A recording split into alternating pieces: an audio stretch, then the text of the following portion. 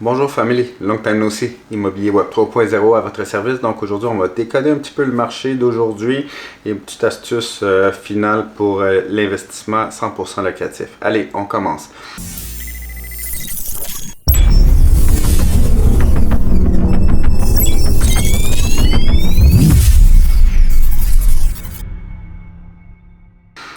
Donc, en octobre 2022, qu'est-ce qui se passe présentement? Première des choses, j'espère, dans 2 semaines, novembre, des alentours de milieu novembre 2022, beaucoup d'actions aux États-Unis. J'espère que ça pourrait faire changer le vent de côté, parce que je pense que ça fait 2 ans, 2 ans et demi qu'on we're playing defense. J'ai hâte de voir si à un moment donné, on va pouvoir commencer à jouer offense, you know.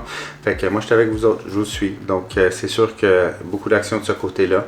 On doit dealer aussi avec une inflation qui est pas mal record, on l'a vu sur les autres vidéos. Il y a aussi les taux hypothécaires, le taux directeur qui a augmenté il y a 48 heures de ça, de 0,50%. Donc, qu'est-ce que ça fait? Bien important de réaliser que le taux directeur, où c'est que ça l'affecte? Ça l'affecte le taux variable et ça l'affecte aussi les marges de crédit hypothécaires. Pour le taux fixe, mais le taux fixe, c'est sûr que c'est les banques qui vont observer l'économie puis ils vont s'ajuster. Comme il y a 2 semaines de ça, ben, il y a eu une augmentation sur le taux fixe. Donc, prévoyez encore une augmentation d'ici la fin de l'année. Donc, c'est sûr qu'avec une inflation puis des taux hypothécaires très élevés, je crois sincèrement que, il va falloir qu'ils trouvent des solutions. Donc, une solution qui serait possible en 2023, c'est peut-être de revenir avec peut-être, I don't know, peut-être moi, back in the days, quand j'ai commencé en 2008, pendant une des plus grosses crises, il y avait du amortissement 40 ans. Là, on deal avec du 25-30 ans. Peut-être remettre du 40 ans. Pendant cette crise-là, je m'en rappelle, on pouvait acheter avec 0 mise de fonds. Donc, c'est sûr que ça pourrait être, on pourrait revenir avec ce genre de solution-là. Donc, troisième des choses, il faut réaliser que sûrement le pétrodollar va chuter. Les États-Unis se retrouvent pas mal isolés. Il y a beaucoup d'alliances au niveau de la Chine et autres pays émergents qui sont entre autres avec le BRICS, qui sont en train en plus de stasher de l'or et de l'argent, donc ils sont en train de mettre une force là-dessus. Donc, il faut réaliser à travers tout ça. Donc, faut voir comment que les autres voient les choses. Donc, c'est sûr que, mettons, il y a nous autres, le peuple, en bas. C'est comme ça qu'il va être. Nous autres, puis là, après, tu as la politique. Moi, je ne vais pas parler de politique. Mais en haut de la politique, tu as les big players. Tu as ceux qui ont l'argent. En tout cas, you know.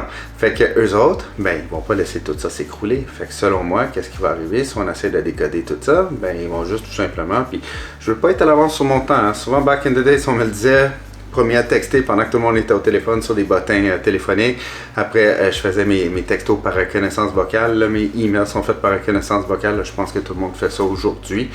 Ça allait aider sur ma productivité, mais il y a beaucoup de monde back in the days qui aujourd'hui, tu étais vraiment à l'avance sur ton temps. Là, je pense que, le monde qui sont dans le monde de la crypto, qui sont très technologiques, très digital, ben, eux autres aussi, ils sont en train de le réaliser. Fait que c'est tout simplement que le système SWIFT, le pétrodollar, va s'en aller sur des blockchains. Puis les blockchains, moi, je pense que celui qui est en tête de liste, c'est le XRP Ledger. Donc, c'est sûr qu'on peut faire une transaction en même pas 3 secondes avec les blockchains, avec cet exemple-ci. Versus Swift, ça prenait beaucoup plus de temps. Donc, ils vont sûrement pitcher la serviette pour le Swift, vont aller vraiment sur les blockchains. Puis, ça va être, puis aussi XRP Ledger, allez voir sur Internet, ça parle aussi de CBDC, donc Central Bank Digital Currency. Donc, faites attention avec les algorithmes CBDC. Donc, ça, c'est en train, moi, je pense vraiment qu'ils vont s'en aller dans cette direction-là. Maintenant, si on continue, ouais, c'est vrai. 4e point, on est peut-être sur le bord d'une 3e. Je ne dirais pas le mot, je ne veux pas avoir mon compte restreint pendant quelques jours. Donc, je vais arriver avec les news que pas mal tout le monde sait. C'est sûr que là, présentement, dans cette situation-là, puis guys, c'est pas normal, il faut que j'achète de l'iode de potassium pour les kids, pour tout le monde, guys, en char, guys and girls, on est à 6 heures de New York, donc comme je vous ai dit, le Québec, Canada, Québec, 6 heures de New York, on va être sûrement un dommage collatéral relié aux États-Unis. Donc c'est sûr que, observez, préparez-vous, quand je vous dis préparez-vous, I don't know, ici vous voyez ça sur Costco, des petits trucs comme ça, j'avais fait un post là-dessus. Donc c'est bien important de peut-être préparez-vous, mais préparez-vous de A à Z, je répète, de A à Z. Donc, puis sécurisez vos enfants, protégez-les. Donc, c'est bien important d'avoir tout ça. Donc, à travers ce décodage-là, comment qu'on peut observer le tout? Donc, vous voulez investir de l'immobilier. Donc, fine, ok, cool. Donc, je pense que l'inventaire, comme je vous avais dit encore, c'est anticipé. Mais l'inventaire commence à être très intéressant. Chute de prix, plus d'inventaire, c'est comme je vous l'avais dit. Donc, c'est sûr que dans cette situation-là, par contre, surtout les jeunes, ceux qui startent dans le game, faites attention, s'il vous plaît. Écoutez pas genre Hanin puis Bob qui ont fait un deal dans les années 60. Ok, c'était différent dans les années 60, dans les années 80.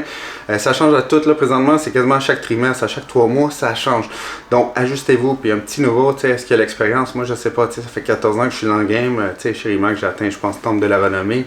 Donc je pense qu'il y a juste 3% des courtiers qui atteignent ce fameux temple de la renommée. Donc c'est sûr que tu sais, j'ai quand même un bon CV là-dessus. Je suis CEO de 3 compagnies que je dois gérer. Donc je parle au téléphone toute la journée avec mes clients. Donc c'est sûr que de ce côté-là, aller chercher du monde qui ont de l'expérience ou vraiment à suivre le monde qui ont de l'expérience, puis informez-vous, puis regardez, mettons si vous achetez, puis là vous me dites souvent, il y en a qui disent, Dan, j'ai fait 75$, 100$ de profit par porte. Fine, good. C'est le cash flow, 100$ cash flow par porte. Ça veut dire que tu fais ton profit, capital, taxe, intérêt, ben qu'est-ce qui reste, c'est ton profit. Le problème qui arrive dans cette situation-là, c'est que, mettons, tu en as pour 5000$, capital, taxe, intérêt, puis tu génères 5000$ de loyer. Qu'est-ce qu'il faut réaliser là-dedans? C'est que ton 5000$ qui sur annuel va être à quoi? 60 000. Ben lui, il va être annexé à ton salaire. Donc, tu es sur la première, deuxième, troisième braquette. Mettons, si tu es sur la troisième braquette, ton 60 000 va peut-être être quoi? Imposé à 50%. Donc, tu sais, c'est sûr que si tu es à 5 000 que ça te coûte, puis là, tu pensais que tu breakais even. Non, tu breaks pas even. Puis je te dirais pas que tu es à 50%, tu es à 2500 parce que ça serait pas vous donner les bons conseils. C'est sûr que vous allez être capable ici d'amortir. On parle de, vous allez être capable, capital, taxe, intérêt. Mais l'intérêt, on peut faire déduire pour payer moins d'impôts.